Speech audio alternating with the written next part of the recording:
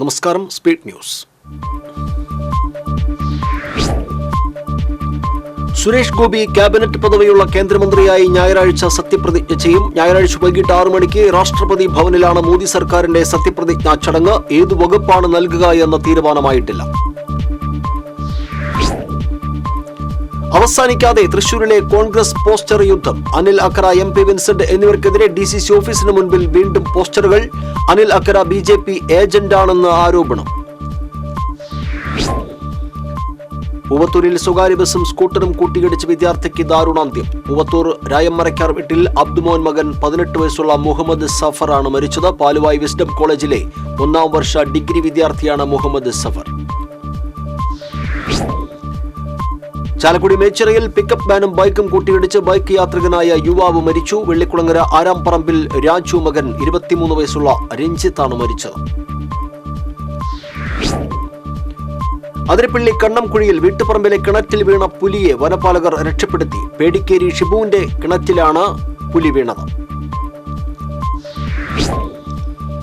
സംസ്ഥാനത്ത് വരും ദിവസങ്ങളിൽ ശക്തമായ മഴ ലഭിക്കുമെന്ന് കേന്ദ്ര കാലാവസ്ഥാ വകുപ്പിന്റെ മുന്നറിയിപ്പ്. തൃശൂരടക്കം 12 ജില്ലകളിൽ യെല്ലോ അലർട്ട്.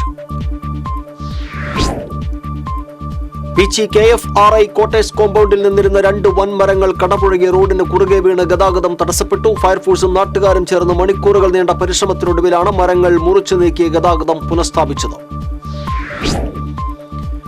വാഹന ഉടമകൾക്ക് ലഭിച്ചിരുന്ന സേവനം 2 ദിവസമാക്കി ചുരുക്കിയുള്ള മോട്ടോർ വാഹന വകുപ്പിന്റെ ജനദ്രോഹ നടപടിയിൽ മുഖ്യമന്ത്രി ഇടപെടണമെന്ന് കേരള ബസ് ട്രാൻസ്പോർട്ട് അസോസിയേഷൻ സംസ്ഥാന കമ്മിറ്റി. അഴിമതി നടത്തുന്ന വകുപ്പായി മോട്ടോർ വാഹന വകുപ്പ് മാറിയെന്നും അസോസിയേഷൻ. തൃശൂരിൽ വന്ദേ ഭാരത് എക്സ്പ്രസിന് നേരെ കല്ലേറ്. തിരുവനന്തപുരത്ത് നിന്ന് കാസർഗോഡ് പോവുകയായിരുന്ന ട്രെയിനിന് നേരെയാണ് കല്ലേറുണ്ടായത്. കല്ലേറിൽ C2, C4 കോച്ചുകളുടെ ഗ്ലാസുകൾ തകർന്നു. യാത്രക്കാർക്ക് പരിക്കില്ല. സംസ്ഥാന പരിസ്ഥിതി കാലാവസ്ഥാ വ്യതിയാന ഡയറക്ടറേറ്റിന്റെ പരിസ്ഥിതി മിത്രം അവാർഡ് വടക്കാഞ്ചേരി നഗരസഭാ അധികൃതർ മുഖ്യമന്ത്രിയിൽ നിന്നും ഏറ്റുവാങ്ങി. ലോക പരിസ്ഥിതി ദിനത്തോടനുബന്ധിച്ച് തിരുവനന്തപുരത്ത് നടന്ന ചടങ്ങിൽ വെച്ചാണ് മുഖ്യമന്ത്രി അവാർഡ് സമ്മാനിച്ചത്.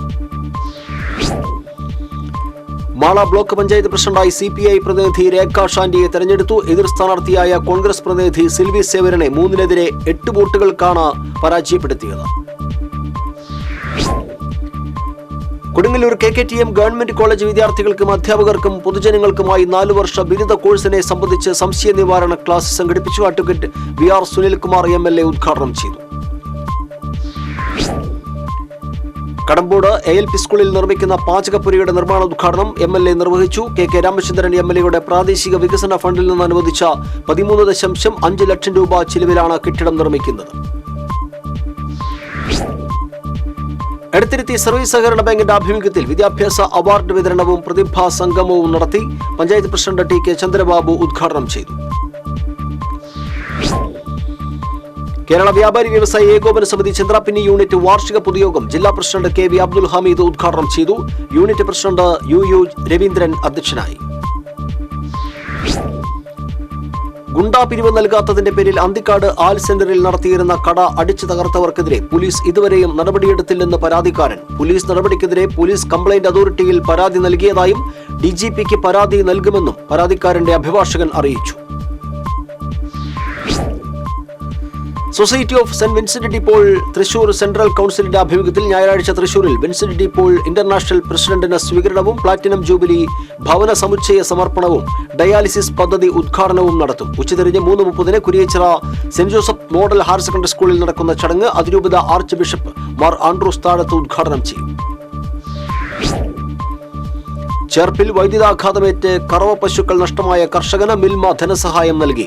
മാർച്ച് 24-നാണ് ക്ഷീരകർഷകനായ VR തോമസിന്റെ 4 കറവ പശുക്കൾ ഷോക്കേറ്റ് ചത്തത്. 45,000 രൂപയുടെ ധനസഹായം ക്ഷീരവികസന വകുപ്പ് മന്ത്രി J. ചിഞ്ചുറാണി കൈമാറി. ചിറ്റട്ടുകര ലോക്കൽ കമ്മിറ്റിയുടെ നേതൃത്വത്തിൽ കാക്കശ്ശേരി ഗവൺമെന്റ് LP സ്കൂളിലേക്ക് പഠനോപകരണങ്ങൾ വിതരണം ചെയ്തു. SFI ജില്ലാ പ്രസിഡന്റ് ജിഷ്ണു പഠനോപകരണ വിതരണം ഉദ്ഘാടനം ചെയ്തു.